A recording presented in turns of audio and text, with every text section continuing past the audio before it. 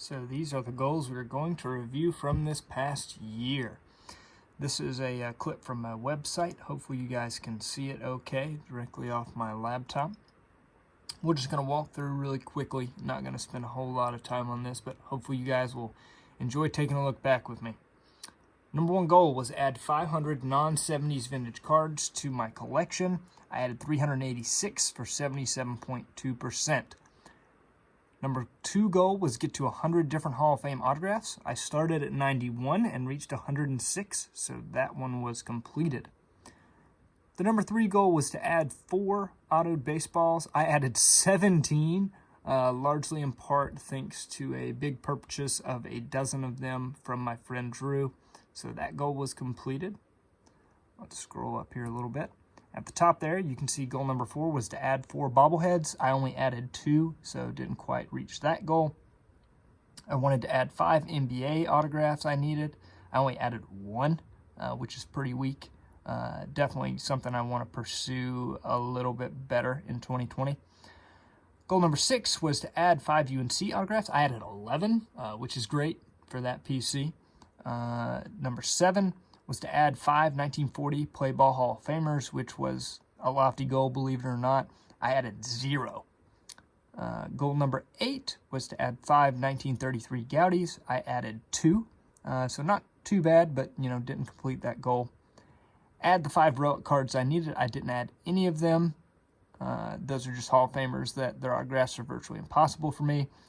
And goal number 10 was add at least 1 Mickey Mantle vintage card, which I did add one, which was the 68 Mantle from none other than Matt, which is Passion for Cards. Scrolling on down here. Number 11 was to focus on pre-50s vintage cards in general. I added a whopping 3. Number 12 was get to 90% complete on my 55 Topps set, which is 180 cards. I started at 153.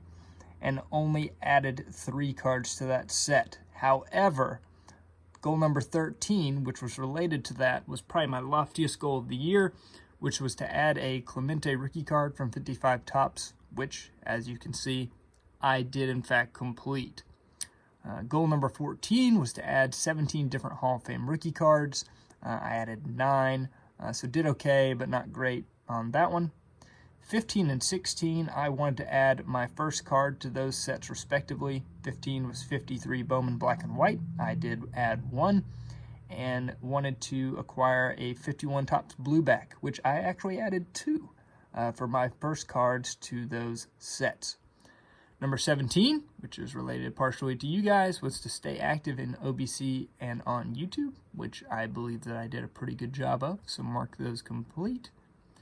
Then for my last 2 goals, I wanted to complete my storage unit project, which became the big unit. We did complete that.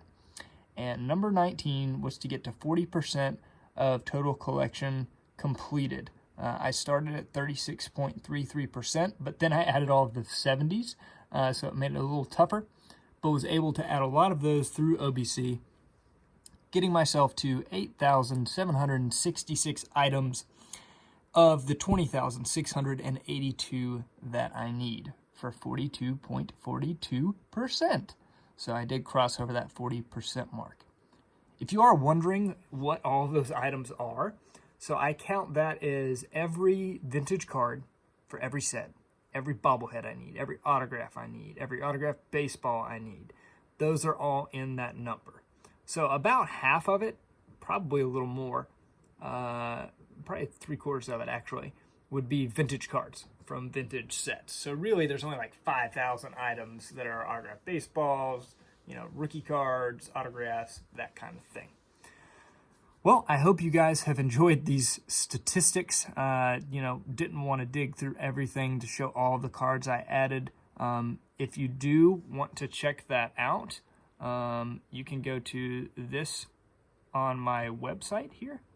And I'll pick up the phone for a second. This is my website. I'll put it on the screen what it is, theticketleprechaun.weebly.com. When you get to my site, go to More, go to Archives, and go to the 2019 year, which will bring you to this page, 2019 Collecting Goals. You can see that, and then you can also see exactly what I picked up all throughout the year if you're interested in checking that out. But until next time, guys, keep collecting. God bless.